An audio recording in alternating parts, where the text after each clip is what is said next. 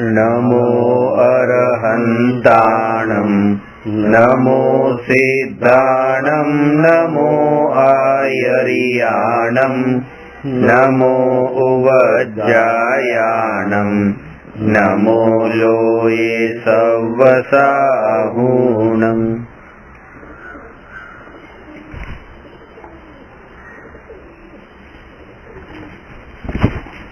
प्रश्न नंबर 115 114 ની જેમ જ 115મો પ્રશ્ન છે। 114મો પ્રશ્ન હતો કે શું પાપના ઉદયથી તાવ આવે છે? પ્રશ્ન નંબર 115 છે શું પુણ્યના ઉદયથી પૈસા આવે છે? આ બંનેમાં એ છે કે યહ પરિણમતિ સહકર્તા, જે કાર્ય રૂપે પરિણમે એ કાર્યનો કર્તા છે। જેણે કાર્ય કર્યું એ જ એ કાર્યનો ખરો કર્તા છે। તો જ્યારે પૈસા આવવાનું કાર્ય થયું, બેંકથી એ ઘસથી પૈસા આવે છે, તો એ પૈસા કોના કારણે આવે છે?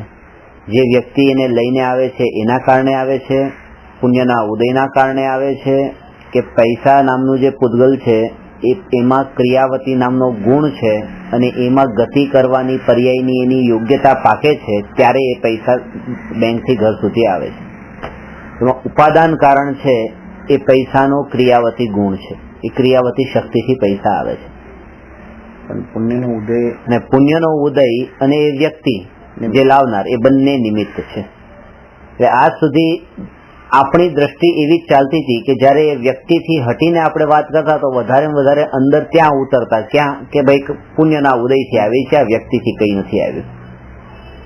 હવે અહીંયા એક સ્ટેપ આગળ અંદર લઈ જાય છે કે પુણ્યનો ઉદય પણ બહાર રહી ગયો, એ પણ નિમિત્તની કેટેગરીમાં જ રહી ગયો, એ ઉપાદાનની કેટેગરીમાં નહીં આવ્યો। કારણ કે પુણ્યના જે પરમાણુઓ એ પૈસાથી તો જુદા છે અને પૈસાનું જે ગતિરૂપ પરિણમન થયું છે પુણ્યનું ગતિરૂપ પરિણમન નથી થયું। અહીંયા જે આવવાની વાત છે એ આવવા રૂપે કોણ પરિણમ્યું છે? પુણ્ય થોડા આવ્યા છે, પુણ્ય તો ગયા છે।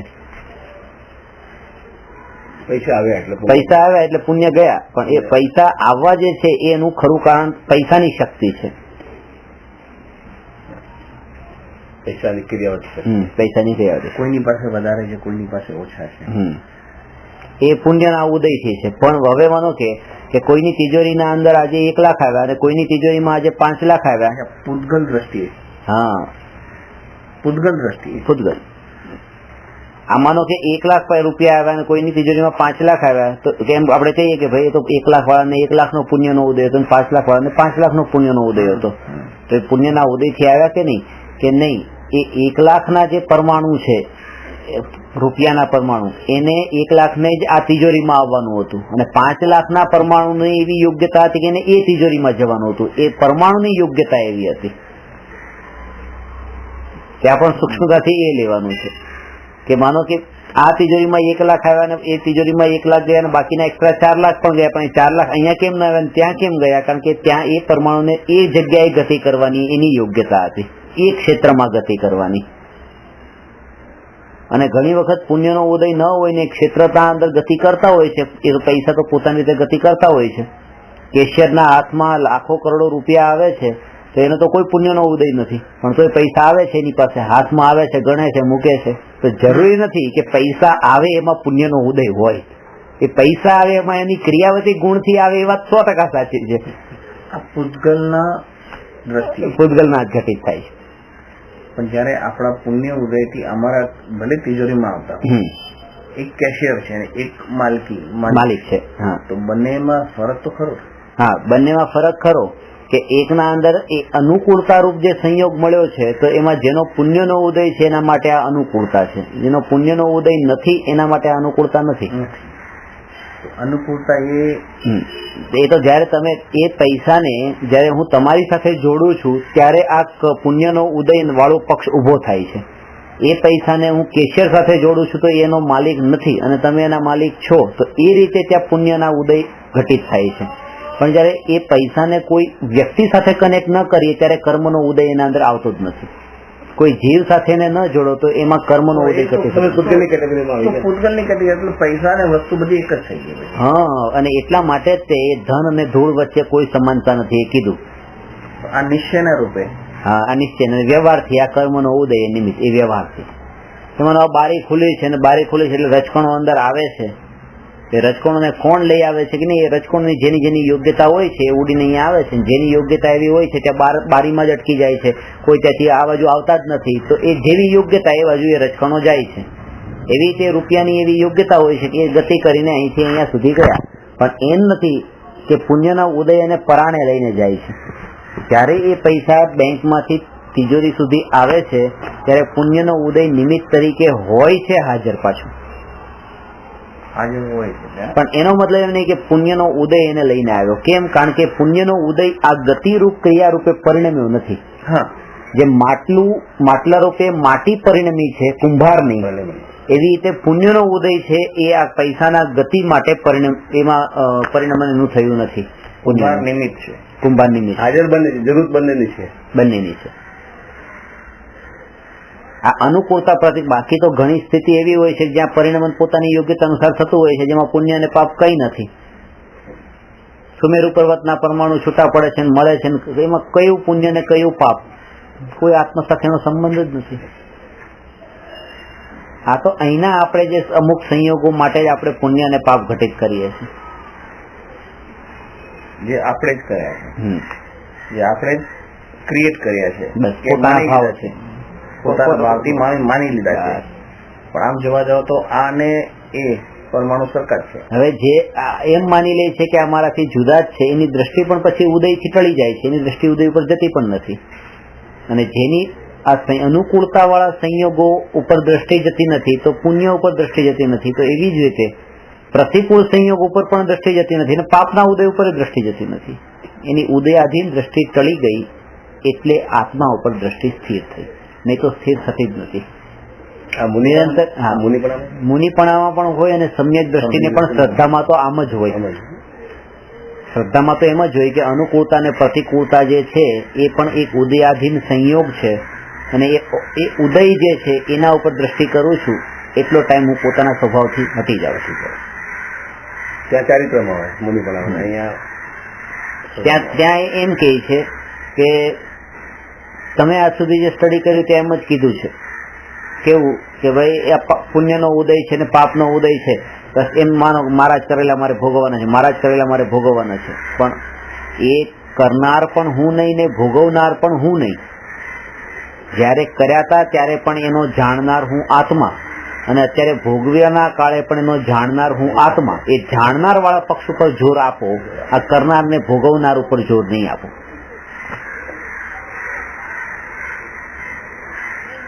આપણે આ વિષયમાં કરતાપણું જ આપણે પૂરા આમ જોવા જઈએ તો કરતાપણું જ હટાવી દેવું છે.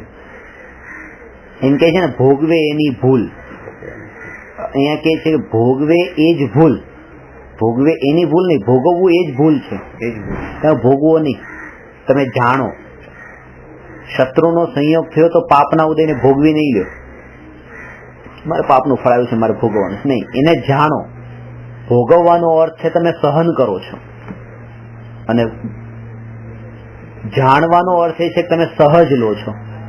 કોઈ પણ સંયોગોને સહન નથી કરવાના, સહજ લેવાના. સહન તો ત્યાં પણ થાય ને. હવે આપણી જોડે સહન કરવામાં કરતાપણું છે. નહીં, પણ આપણી જોડે બધું લીકી કરે. આપણે આમ જાણ્યું છે કે હું ખાલી જોઉં, પણ આપણા ઉપર જે છે કે આપણા ઉપર ઘાત કરે કે ગમે તે કરે, સહન તો કરવાનું ના, સહજ લેવાનું. સહન કર્યું કોને કહેવાય? આપણે છે નહીં, પણ આમ સહનપણું પણ આવી જાય ને અંદર. હા, એ સહન કર્યું, પણ સહન નામના શબ્દો જે છે ને એના અંદર પણ કઈક સહન કરવું છે ને, કરવું ક્રિયા, તો એમાં કરતાપણાની વાત છે. એ તો બરાબર. અને જે સહજ લીધું છે, સહજ લીધું એ ભાવથી બસ નેચરલ છે. સહન કરવામાં તમે માનો કે એનો ભાવ આ સમજી ગયા તો બરાબર છે કે સહન કરે છે એના અંદર એને કરતાપણું નથી.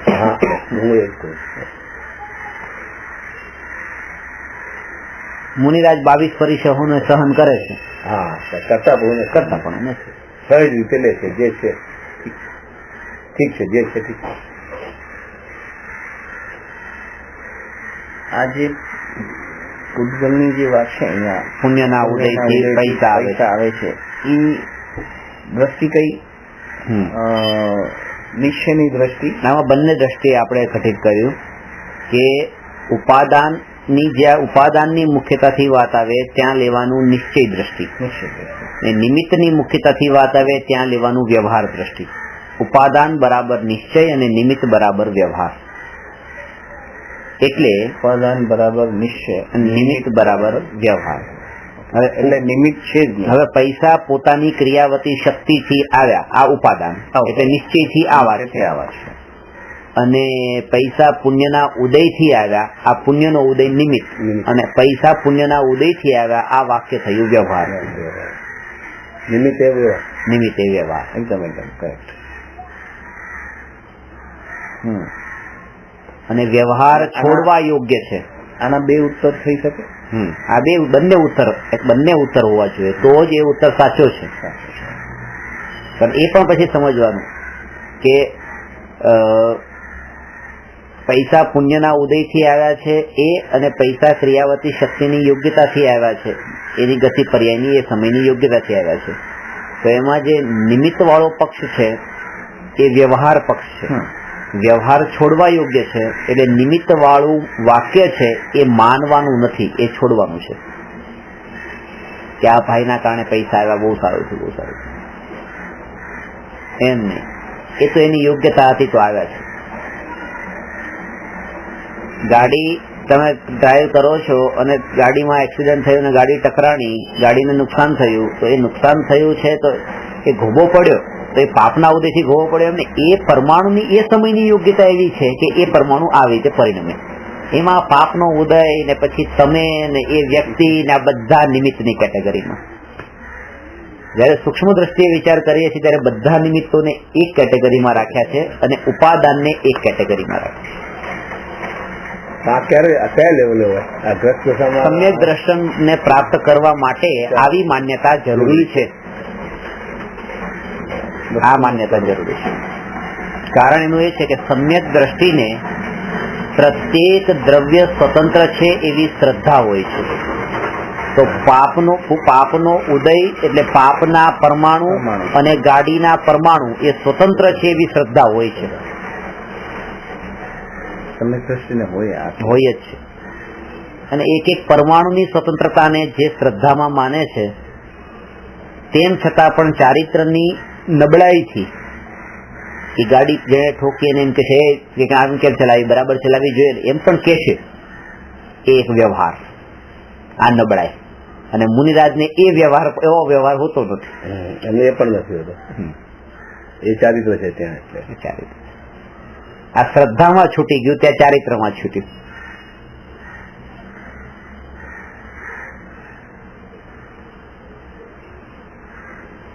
આમ યોગ દ્રષ્ટિમાં લખેલું છે, યોગ દ્રષ્ટિમાં અજવાળામાં મેં સાંભળ્યું છે કે 10મા ગુણસ્થાને જઈને નરકમાં પણ જાય છે.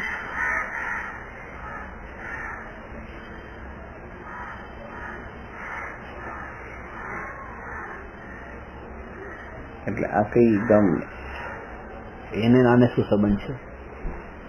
મેં વિચાર કર્યો કે 4થા ગુણસ્થાને આપણે જયારે જઈએ પછી આપણું ભલું, એટલે ત્યાં જો આવી શ્રદ્ધા હોય તો 10મા ગુણસ્થાને આત્માની દશા કેવી હોય, અને તો પણ પછી નીચે કેમ પડે? એટલે આ જ આટલું કઠિન છે. પણ એ વચ્ચે આવનારા એક સ્ટેપ બતાવ્યા છે. પણ એની સાથે સાથે પછી આગળની પણ વાત કરી કે અર્ધ પૂતગલ પરાવર્તન કાળમાં તો નિયમથી એ જીવનો મોક્ષ થઈ જાય છે. એટલે તમને આગળનું બધું વાંચશો ને એટલે તમને એમ નહીં લાગે આ પડી ગયા તો મારું શું થશે. પડ્યા પછી ઉભા થઈ ગયા ને એટલે પડ્યા જ નથી. સમ્યક દર્શન પછી નીચે પડે છે એવો ઉલ્લેખ કેટલાય કરે છે. પણ પડ્યા પછી શું થાય છે, એ કેટલો ટાઈમ પડે છે, પછી શું થાય છે, પછી કેવી રીતે આગળ વધે છે, એ પણ બતાવવામાં આવે તો આ પડવું જે છે ને એ બિલકુલ નહીવત થઈ જશે. એ બતાવવામાં નથી આવ્યું ક્યાં પણ. એટલે જ ને અર્ધ પૂતગલ એટલે ના છે બધી જગ્યાએ એક ભાવ આત્મસિદ્ધિમાં છે. આપણે આત્મસિદ્ધિ અનુશીલનમાં લખ્યું છે. એટલે એક ભાવ ના એ તો બહુ લાંબો કાળ છે. દ્રવ્ય પરાવર્તન, ક્ષેત્ર પરાવર્તન, કાળ પરાવર્તન, ભવ પરાવર્તન, ભાવ પરાવર્તન, એ આ પાંચે પાંચ પરાવર્તન પૂરા થાય એને એક પરાવર્તન કહેવાય, પંચ પરાવર્તન. એટલે એવા અને એવું એક પરાવર્તન નું અડધું એ અર્ધ પૂતગલ પરાવર્તન. એક પરાવર્તનનું અર્ધું. એમાં અસંખ્ય વર્ષો હોય છે, પણ સમ્યક દર્શન છે ને, બારી નથી એ છે સાથે એટલે બારી નથી. બસ લિમિટ સમ્યક દર્શન વિના ચક્રવર્તી પદ પણ ન જોઈએ. કાંજી સ્વામી એમ કહેતા સમ્યક દર્શન વિના ચક્રવર્તીનું પદ પણ ન જોઈએ, અને સમ્યક દર્શન સાથે 7મું નરક પણ મંજૂર છે. કારણ કે સમ્યક દર્શન વિના ચક્રવર્તી પણ મહાદુખી છે, અને સમ્યક દર્શન સાથે 7મા નરકમાં પણ જીવ મહાસુખી છે. એટલે ગતિથી એ ગતિનો કોઈ ત્યાં પછી એની પ્રાયોરિટી એની એટલી નથી રહેતી. જયારે દર્શન ની વાત આવે છે ત્યારે સંયોગ સાથે નથી. એમને આપણું સંયોગ છે, નરક છે કે દેવલોક કહો કે ગમે તે કહો.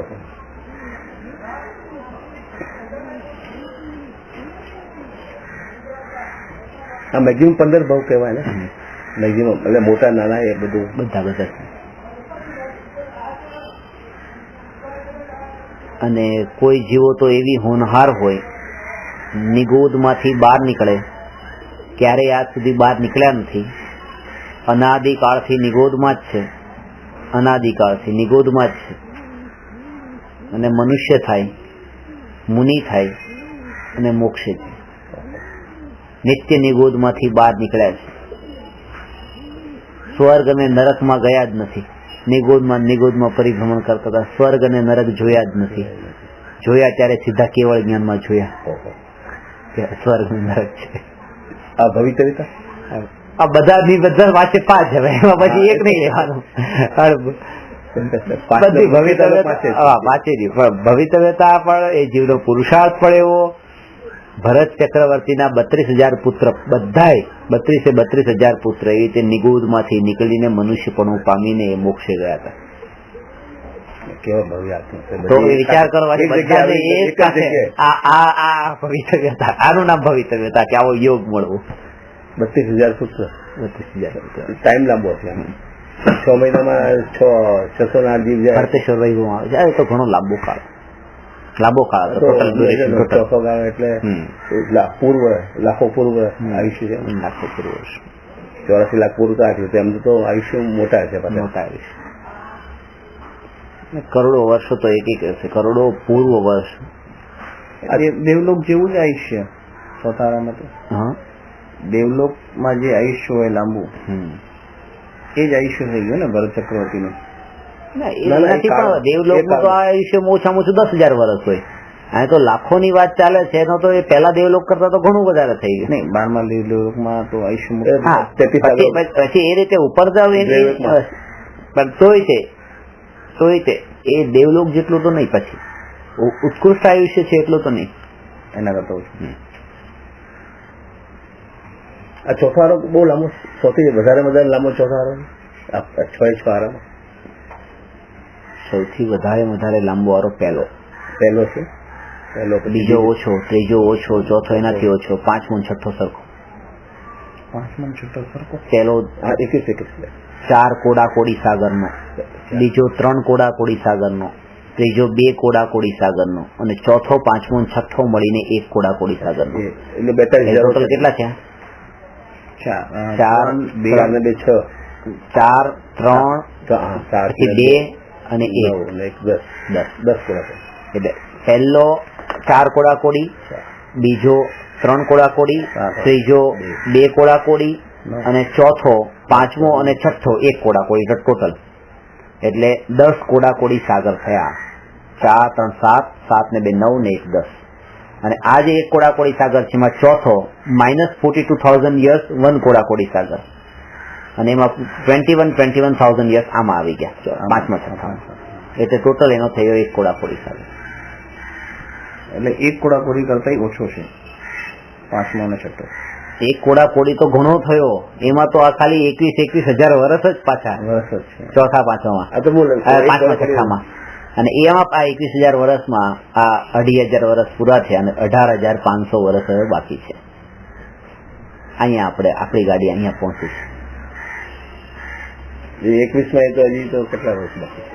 26 વર્ષ લગભગ. એટલે હજી તો 18,500 વર્ષ બાકી છે. અને આમ હવે તમે દ્રષ્ટિકોણથી વિચાર કરો કે 5મો આરો શરૂ થયો ને 2,500 વર્ષ થયા. મહાવીર ભગવાનના કાળથી 2,500 વર્ષ પછી અહીંયા આવું કલ્ચર થઈ ગયું છે. તો 18,500 વર્ષ પછી શું થશે? આ એક વ્યૂ પોઈન્ટ. અને બીજો વ્યૂ પોઈન્ટ એ કે મહાવીર ભગવાનના નિર્વાણ પછી 5મા આરાના અંત સુધી 21,000 વર્ષ સુધી, એટલે હજુ 18,500 વર્ષ સુધી એન્ડ સુધી સાચા ધર્મ ભાવલિંગી સાધુ હશે, સાચા શ્રાવક પણ હશે, તો હું કેમ ન થઈ શકું? એ પણ એક વ્યૂ પોઈન્ટ છે. એટલે અઘરું નથી. અને ત્યાં સુધી પણ જો હોઈ શકે તો અહીંયા કેમ ન હોઈ શકે? એટલે બધા પોતપોતાના હિસાબે છે, બધા જ રહેવાના છે. પામવા વાળા પામશે. 6ઠ્ઠા આરામાં જન્મ ન લેવા માટે શું કરવાનું? 6ઠ્ઠા આરામાં જન્મ ન લેવા માટે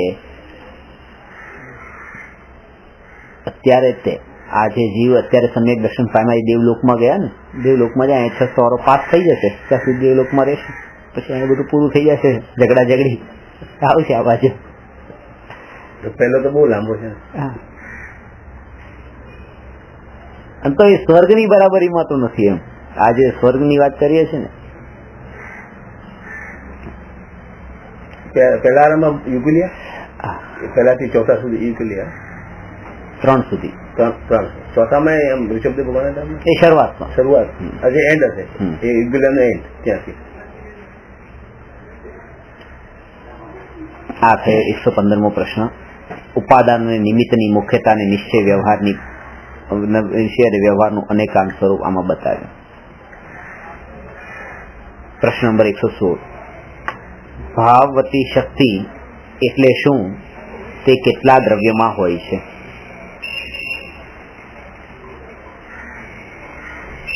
આ શક્તિ સમજવી જેમ ક્રિયાવતી શક્તિ સમજવાનું જરૂરી છે, એમાં ભાવવતી શક્તિ સમજવાનું પણ એટલું જ જરૂરી છે. 47 ક્રિયાવતી આવે ને ભાવથી, એ 47 જુદી છે. એ અલગ. આ અલગ 47 શક્તિ છે એ ખાલી જીવની શક્તિ છે, અને ક્રિયાવતી શક્તિ તો જીવ પૂતગલ બેમાં હોય છે.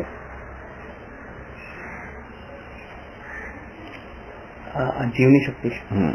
અને આ જે ભાવવતી શક્તિનો અર્થ શું, પેલા એ સમજીએ ડેફિનેશન. કે જે શક્તિના કારણે દ્રવ્યમાં પરિણમન થાય, દ્રવ્યની અવસ્થાઓ નિરંતર બદલાતી રહે, એ શક્તિનું નામ ભાવવતી શક્તિ છે. પરિણમન થવાની શક્તિ, તે દ્રવ્યત્વ ગુણ છે એ અલગ, ભાવવતી શક્તિ અલગ. ભાવવતી શક્તિ જે છે એ પોતે, ભાવવતી શક્તિ પોતે એના અંદર પરિણમે છે, અને જે દ્રવ્યનું પરિણમન થાય છે, જેમ ક્રિયાવતી ગુણના અંદર એ કીધું ને, એ ક્રિયાવતી ગુણ અને ભાવવતી શક્તિ, ગુણો જે છે એ ઘણી ગુણોની પર્યાય હોય, અને કોઈ શક્તિ જે છે, શક્તિ ગુણરૂપ પણ હોય ને શક્તિ રૂપ પણ હોય. શક્તિની પર્યાય નહીં હોય. શક્તિની પર્યાય ન હોય. 3 વસ્તુ હોય છે. શક્તિ છે, આમાં એ 47 શક્તિમાં બતાવ્યું છે, શક્તિ ધર્મરૂપ પણ હોય છે, શક્તિ ગુણરૂપ પણ હોય છે, અને શક્તિરૂપ પણ હોય છે. અહીંયા શક્તિની વાત છે ખાલી. દ્રવ્ય એટલે અહીંયા જીવ લેવાનું. હા, અહીંયા 6 દ્રવ્ય લેવાના આવે. 6 દ્રવ્ય, કારણ કે 6 દ્રવ્યમાં પરિણમન કરવાની શક્તિ છે. આ તો જીવની શક્તિ છે ને? ના, એવું ક્યાં જીવની શક્તિ છે? જીવની શક્તિ નથી. ના, જેમ ક્રિયાવતી શક્તિ છે, એ ક્રિયાવતી શક્તિ એ જીવ અને પૂતગલમાં હોય છે. ભાવવતી શક્તિ 6 દ્રવ્યમાં હોય છે. એટલે આ સામાન્ય શક્તિ છે. 6 દ્રવ્ય. આપણે શું કરીએ છીએ એ વિશેષ થઈ ગઈ, આપણા જીવમાં જ હોય. એટલે પછીનો પ્રશ્ન છે, આત્મા સાકાર હોય કે નિરાકાર? કારણ બતાવો. નહીં, આ કેટલા દ્રવ્યમાં હોય છે? 6 સામાન્ય. એટલે એનું કાર્ય શું છે? બસ એનું કાર્ય એ કે દ્રવ્ય જે છે એ દ્રવ્ય આ શક્તિના બળ ઉપર એ દ્રવ્ય નિરંતર જે છે એ પલટાતું રહે, પરિણમન થાય છે. પર્યાય જે છે ને, એ પર્યાય વાળો અંશ જે છે એ અંશ કોના કારણે છે કે આ ભાવવતી શક્તિ છે એના કારણે પર્યાય વાળો અંશ છે. નહીં તો એકલું દ્રવ્ય કુટસ્થ થઈ જાય. કુટસ્થ એટલે કઈ કરતું નથી, બસ પડ્યું. એટલે ભાવવતી એક્ટિવ છે એવરી મોમેન્ટ. આ શક્તિને લીધે એક્ટિવ છે. એ ભાવનો અર્થ અહીંયા એ નહીં લેવાનો. ભાવો આત્મામાં ભાવ, એટલા માટે તમને એમ લાગે ભાવવતી એટલે જીવમાં છે. આ ભાવનો મતલબ સ્વભાવ. સ્વભાવ રૂપ પરિણમન કરવાની. એકદમ ક્લિયર થઈ ગયું. સ્વભાવ એટલે ક્લિયર, મગજમાં જ બેસી જાય એકદમ. કે આ ભાવનો મતલબ એક સોનાનો ભાવ શું છે? તો એનું ભાવ તો ચીકણાપણું છે, પીળાપણું છે, એ સોનાનો ભાવ છે. એક ભાઈ કે 20,000 રૂપિયા તોલું છે, એ ભાવ ફરક છે. એટલે એવી રીતે થયું. ભાવ એટલે ભાવ શબ્દ થી આવે. ભાવ એટલે ભાવ શક્તિ. ભાવ શક્તિ નામથી ચલાઈ જાય. અને આ શક્તિ પછી સિદ્ધ ભગવાનમાં પણ છે. જયારે આપણે એમ લઈએ છીએ ને સિદ્ધ ભગવાનને ભાવ હોય, તો ના, સિદ્ધ ભગવાનને ભાવ કેવી તો ભાવ તો છોડી દીધા છે. સિદ્ધ ભગવાનને પણ ભાવ હોય, કારણ કે આ ભાવવતી શક્તિના કારણે કોઈને કોઈ સ્વભાવ રૂપે પરિણમન તો થાય જ છે. ત્યાં પણ શુદ્ધ ભાવ તો હોય જ છે ને. આમ કેમ ભાવવતી? પુરુષાર્થ એમ નહીં હોય ને સિદ્ધ ભગવાન. સ્વભાવ ને ભાવવતી એટલે આ શબ્દમાં એ બધી એના સંસ્કૃતના બધા રૂપ હોય. કારણ કે અમુક પછી જયારે એ પોતાના જ ગુણોની પર્યાયની વાત કરવાની હોય ત્યારે પોતાની અંદર જ માપે. આ બધામાં બતાવવા માંગે છે કે આ ભાવ એટલે એનો સ્વભાવ. દ્રવ્ય, ક્ષેત્ર, કાળ ને ભાવ કીધું છે ને. દ્રવ્ય, ક્ષેત્ર, કાળ ને ભાવ, બસ આ એ ભાવ. સ્વચતુષ્ટ ની વાત કરી છે ને, પ્રત્યેક દ્રવ્યમાં પોતાના, તો એ ભાવ છે. એ ભાવ છે. દ્રવ્ય, ક્ષેત્ર, કાળ અને ભાવ એટલે સ્વભાવ લેવાનું ત્યાં. અને પછી જો તમે સ્વ લગાડો તો પછી ચારેયમાં સ્વ લાગે. સ્વ દ્રવ્ય, સ્વ ક્ષેત્ર, સ્વ કાળ અને સ્વ ભાવ. પર દ્રવ્ય, પર ક્ષેત્ર, પર કાળ ને પર ભાવ. ભાવવતી શક્તિથી એટલે કે પોતાના ભાવ રૂપે તો પરિણમે છે ને પરના ભાવ રૂપે પરિણમતી નથી. જે પર્યાય પરિણમે છે ને કે મારી પર્યાય છે મારા દ્રવ્યમાં જ પરિણમે છે, એ પર્યાય તમારા દ્રવ્યમાં નથી પરિણમતી.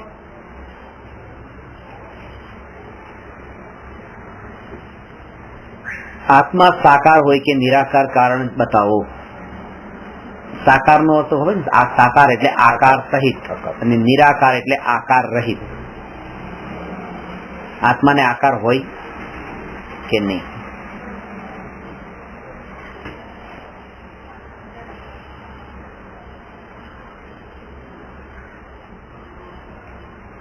કોઈ આકાર તો આત્મા નિરાકાર નથી. ક્ષણિકના બોધમાં ટાઇટલ જ છે, આત્મા નિરાકાર નથી. કેમ નથી? તો એનું પહેલું કારણ, પ્રત્યેક દ્રવ્યમાં એક સામાન્ય ગુણ હોય છે. છઠ્ઠો સામાન્ય ગુણ પ્રદેશત્વ ગુણ. પ્રદેશત્વ ગુણની પરિભાષા શું છે કે જે શક્તિના કારણે દ્રવ્યનો કોઈને કોઈ આકાર અવશ્ય હોય, એટલે આકાર વિનાનું ન હોય. તો આત્મા પણ એક દ્રવ્ય છે, એટલે આત્માનો પણ એ આકાર છે. એ આકાર એવો છે કે જેવો દેહનો આકાર છે એવો આત્માનો આકાર છે. એટલે દેહ પ્રમાણ આકાર કહેવામાં આવે છે. હવે એ આકાર કોના કારણે થયો કે શરીરના કારણે આત્માનો આકાર શરીર જેવો થઈ જાય છે? એમ નથી. હવે વાત આ ખાસ સમજવાની છે. આત્માની શક્તિ છે એ રૂપે આકાર ગ્રહણ કરવાની, એ રૂપે આકાર રૂપે પરિણમવાની, એટલે એવો આકાર થાય છે. એટલે પાણી છે એ પાણીને ગ્લાસમાં નાખ્યું તો એ ગ્લાસના આકારે થયું, અને એને તપેલીમાં નાખ્યું તપેલીના આકારે થયું. તો ગ્લાસમાંથી તપેલી આકારે થાય છે, ગ્લાસ આકારમાંથી. તો કે વાસણ એવું આવ્યું એટલે એવું થયું કે નહીં? પથ્થરના ટુકડા જો ગ્લાસમાં હોત અને એને તપેલીમાં નાખે તો એ એવા આકારે ન થાત, તપેલી જેવા આકારે. કારણ કે એનામાં એવી શક્તિ નથી. એ પાણીની શક્તિ એવી છે કે એવો આકાર ગ્રહણ કરી લે જેવા પાત્રમાં જાય. તો મૂળ શક્તિ તો પાણીની છે. એવી રીતે મૂળ શક્તિ આત્માની છે કે જે શરીરમાં જાય છે એ શરીર જેવો આકાર આત્મા ગ્રહણ કરે છે. પણ શરીર પરાણે એવો આકાર આત્માનો બનાવી દેતો હોય એમ નથી. શરીર ખાલી ત્યાં નિમિત્ત છે.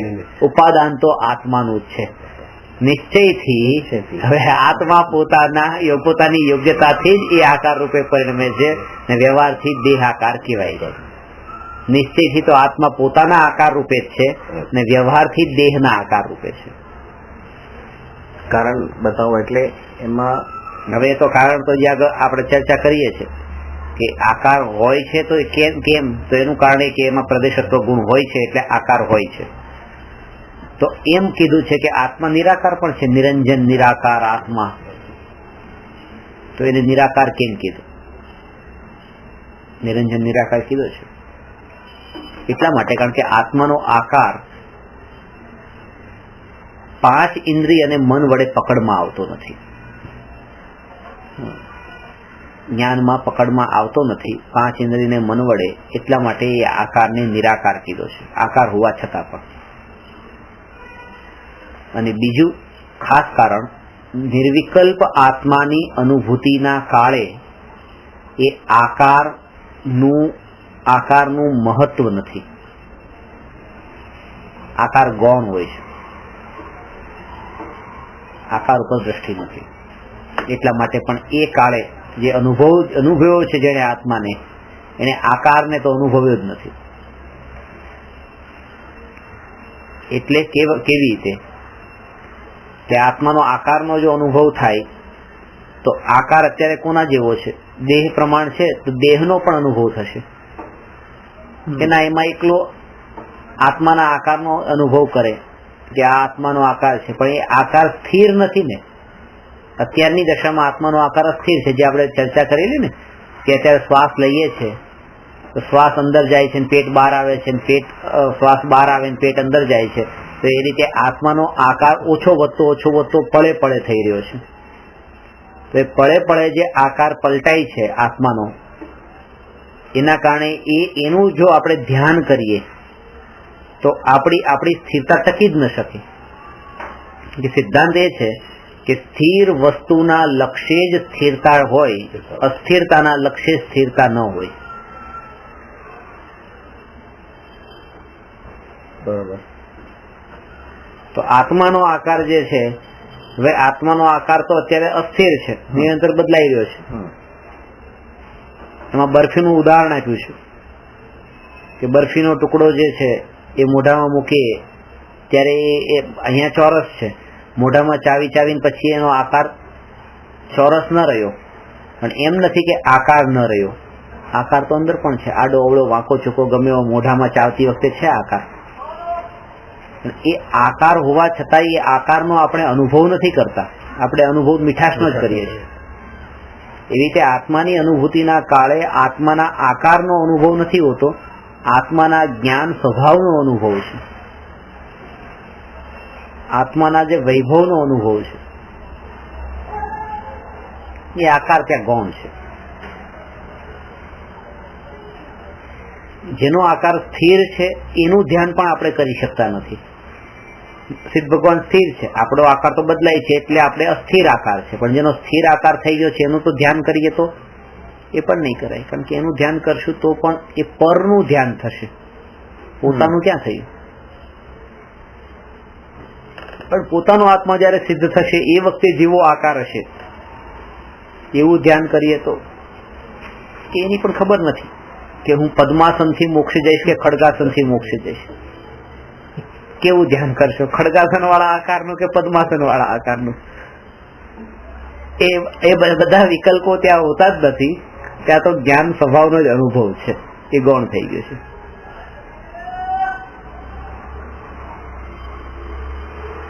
ત્યાં ફિલિંગ નો ખાલી ફિલિંગ અનુભવ, જ્ઞાનનો જ ધ્યાન એટલે જ્ઞાનનો જ અનુભવ છે. ત્યાં ભાવ જ અનુભવમાં આવી રહ્યો છે, જ્ઞાન સ્વભાવ.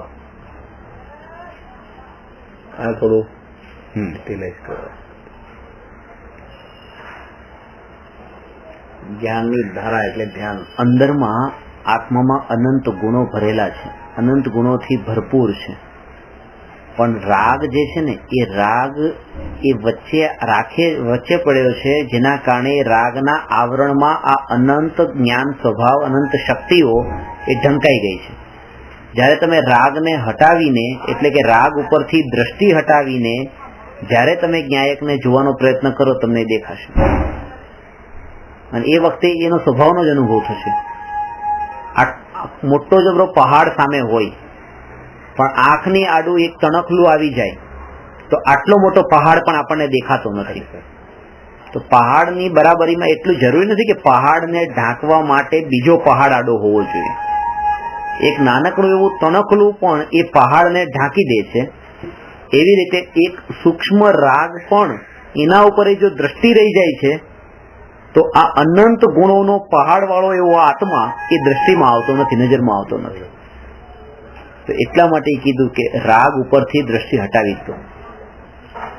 જૈન દર્શનમાં સમયસારની મુખ્યતાથી વાત કરું તો ત્યાં એ જ વાત કરી છે કે તમને એ બતાવવાની, તમે સમયસાર ભણવા બેઠા છો અને તમે આ દ્રવ્યાનુયોગ ભણવા બેઠા છો. હવે મારે તમને એ તો આ ક્લાસના અંદર ક્યારેય એ નહીં બતાવવું કે ઘર, પુત્ર, પત્ની, પરિવાર, પૈસા, ગાડી આ બધું તમારું નથી, એ વાત હું તમને નહીં બતાવું. કારણ કે જેના હાથમાં આ વાત આવતી હોય એ તો એને આટલી તો ખબર જ હોય કે આ બધું મારું નથી. હવે તો એને એ બતાવવાનું છે કે ભાઈ આજે રાગની પર્યાય ઉત્પન્ન થાય છે એ પણ તું નથી. હવે ત્યાંથી શરૂઆત કરવાની છે. ખરેખર એકદમ. હા, જે વસ્તુને એને ખબર જ છે, પહેલાથી જાણીને બેઠો છે, એ વસ્તુને હવે જણાવવાની શું જરૂર છે? હવે તો એટલે સમયસારમાં ક્યાંય પણ એ નથી કીધું શરીરથી જુદો માન, શરીરથી જુદો. એમ જ બસ આ જે ભાવો ઉત્પન્ન થઈ રહ્યા છે, ભાવોથી જુદો પોતાને માન. જીવ અજીવ અધિકાર છે, એમાં જીવ એટલે જીવ ને અજીવ એટલે શરીર એમ નથી કીધું. જીવ એટલે આત્મા ને અજીવ એટલે રાગાદી ભાવ, આ બે જુદા છે. એ જ વાત ત્યાંની જ મુખ્ય છે. રાગાદી ભાવ એ પૂતગલ થઈ ગયા. બે વસ્તુ છે, શરીર અને રાગાદી ભાવ. આત્મા જેમાં રહે છે એ શરીર છે, ને આત્મામાં જે રહે છે એ રાગાદી ભાવ છે, એ પણ પૂતગલ. હવે વાત સમજો. આત્મા જેમાં રહે છે એ શરીર, અને આત્મામાં જે રહે છે રાગાદી ભાવ. આત્મા જેમાં રહે છે એનાથી પણ આત્મા જુદો છે, અને આત્મામાં જે રહે છે એનાથી પણ આત્મા જુદો છે, કારણ કે આ બંને પૂતગલ છે. એમ કહી દીધું. અને બીજું કે આત્મામાં જે રહે છે, આત્મામાં જે રહે છે એવા રાગાદી ભાવથી હકીકતમાં જુદો થઈ જાય તો એનું નામ અરિહંત ભગવાન. અને આત્મા જેમાં રહે છે એવા શરીરથી જુદો થઈ જાય તો એનું નામ સિદ્ધ ભગવાન. આ તપ છે, અરિહંત વાળું તપ છે. એટલે જ અરિહંત થયા પછી તો સિદ્ધ ઓટોમેટિક થઈ જાય. આમાં ક્યાં પુરુષાર્થ કરે? અરિહંત થયા પછી તો સિદ્ધ થવાનો જ છે. એટલે જ અરિહંત પદ પહેલા છે. અરિહંત પદ પહેલા છે. આનો રીઝન આ છે. હા, એ જ રીઝન છે કે આ મને આપણે મારા મગજમાં એવું હતું કે અરિહંત એટલે આપણને, અને એ આપણે નમસ્કાર કર્યા છે એ અચ્છા, નમસ્કાર ની વાત કરો એમાં એ મેઇન કારણ છે. આપણે રસ્તો બતાવી ગયા. બાકી તો અરિહંત થવા કરતા અરિહંત થવા પેલા તે સાધુ થવું એ નથી અઘરું. સાધુ ને પેલા રાખવા જોઈએ. ત્યારે તો અરિહંત થવા પેલા સાધુ નો વિચાર નથી આવતો. સમ્યક દર્શન ને દુર્લભ બતાવો, પણ ત્યાં તો એ મુખ્યતા એની છે, નમસ્કાર કર, કે આપણને જે જ્ઞાન પ્રાપ્ત થયું છે, પરિચય કરાવનાર અરિહંત છે.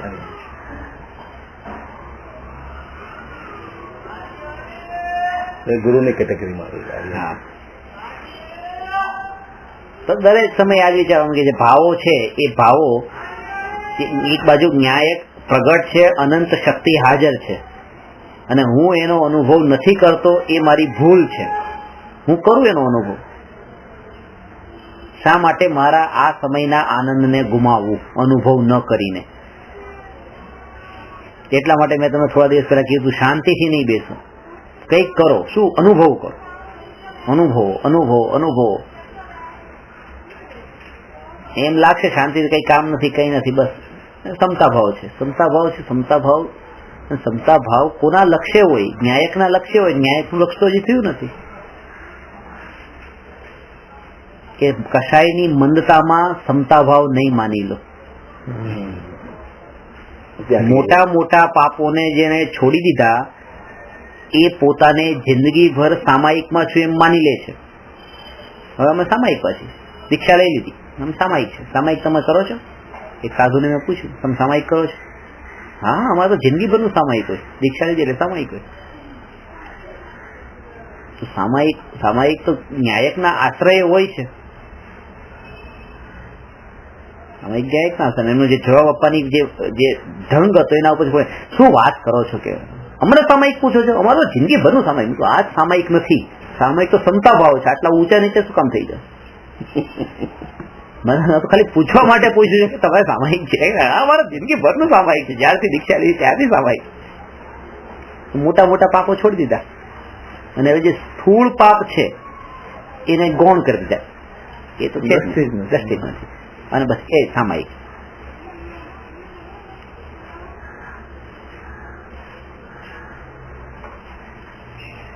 एक क्या वांचे अपने हमारा दोस्त કીધું રાઈટ, વિશ્વામિત્ર આપણે ધ્યાનમાં બેઠા હતા અને મેનકા આવીને ડાન્સ કરતી હતી ત્યારે એને કીધું કે હું તને શ્રાપ આપું છું.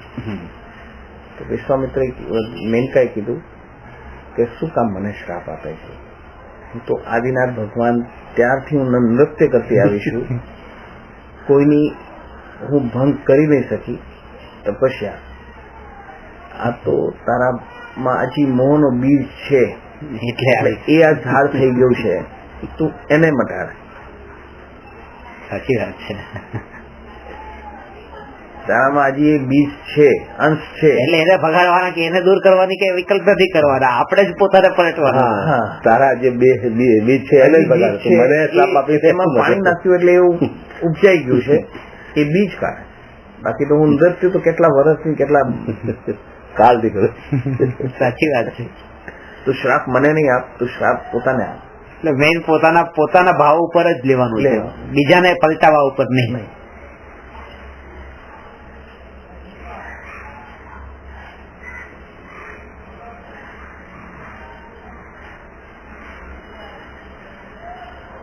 સાચી વાત છે.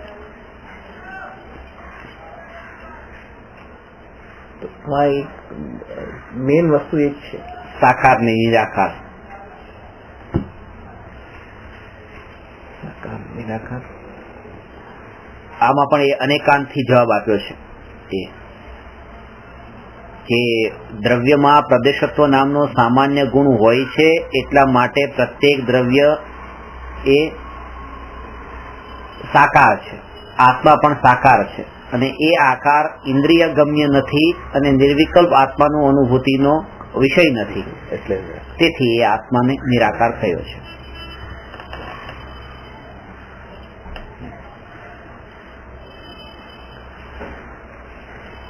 અને એ આકાર ને સુખ સાથે કોઈ ફરક નથી, સંબંધ નથી.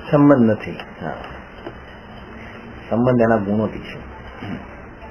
એ માનો એ 500 ધનુષની કાયા હોય કે 7 ફૂટની કાયા હોય કે 15 ફૂટની કાયા હોય કે 20 ફૂટની કાયા હોય, એને એમાં સિદ્ધ ભગવાન બિરાજમાન છે, આકાર તો ઓછો વધતો છે ને, તો એમાં સુખમાં ક્યાં ફરક છે? સુખ તો અવ્યાબાદ સુખ, બધા સિદ્ધ પરમાત્માને સમાન છે.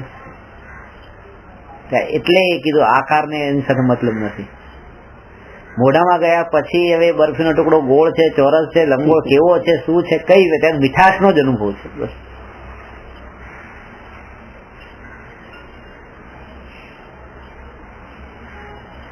જયારે એ દ્રષ્ટિ જાય છે આકાર તરફ, ત્યાર પાછો મીઠાશનો અનુભવ છૂટી જાય છે.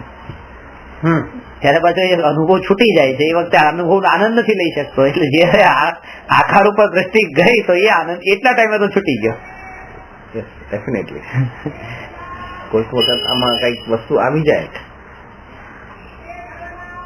બરફીમાં કે ગમે વસ્તુમાં કોઈક વસ્તુ આવી જાય, કંકર આવી જાય તો એકદમ એક વાર તો જતો રહ્યો આનંદ, પછી ત્યાં કટકે કઈ અંદર દુઃખ થઈ જાય, પાછું દુઃખ થઈ જાય. એમ નથી કે ત્યાં ક્ષમતામાં રહી ગયા.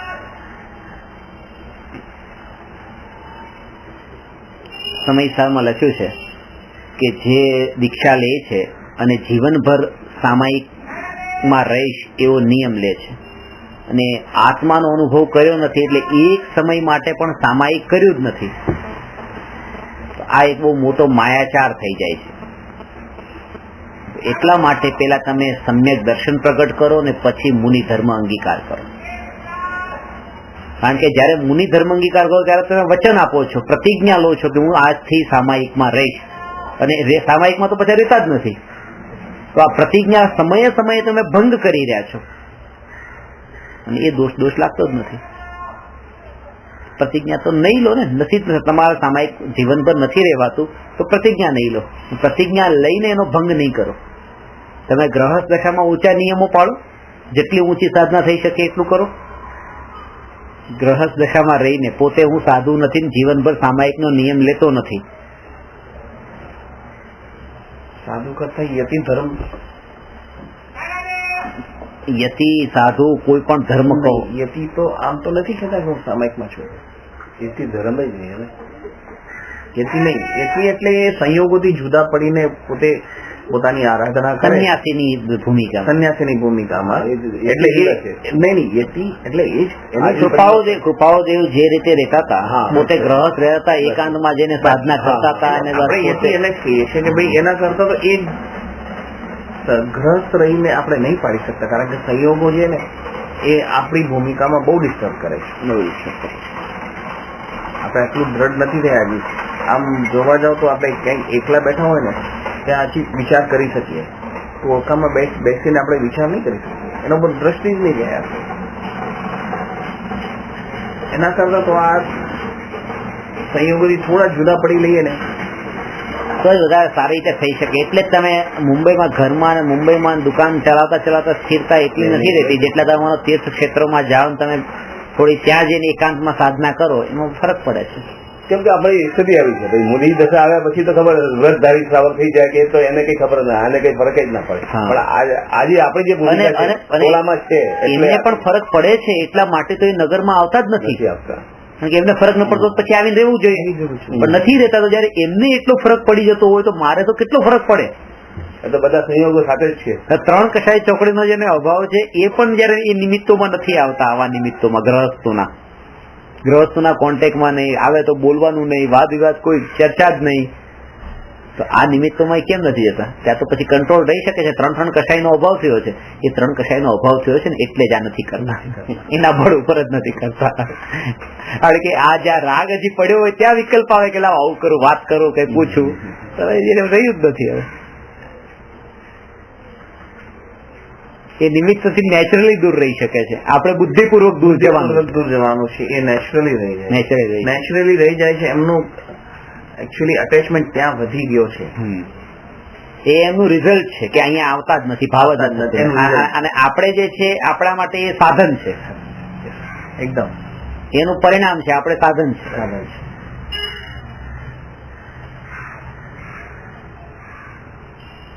આ થયું આકાર, સાકાર ને નિરાકાર. પ્રશ્ન નંબર 118, દ્રષ્ટિનો વિષય કોણ છે?